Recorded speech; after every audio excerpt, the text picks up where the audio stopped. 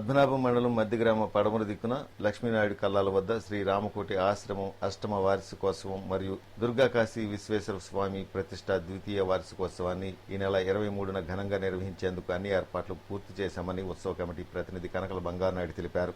ఆశ్రమ పీఠాధిపతి పరమాత్మనందగిరి స్వామి ఆధ్వర్యంలో జరిగే ఈ కార్యక్రమాల్లో భక్తులు 50 మంది పాల్గొని జయప్రదం చేయాలని పిలుపునిచ్చారు. అదే రోజున ఉదయం 5 గంటల నుండి ఆశ్రమంలోను శివాలయంలో ప్రత్యేక పూజలు జరిపించడంతో పాటు ఇక్కడికి వచ్చే సాధువులతో ఏర్పాటు చేసిన వేదికపై ప్రవచనాల కార్యక్రమం, అనంతరం మధ్యాహ్నం అన్నదాన కార్యక్రమం నిర్వహిస్తున్నట్లు వివరించారు.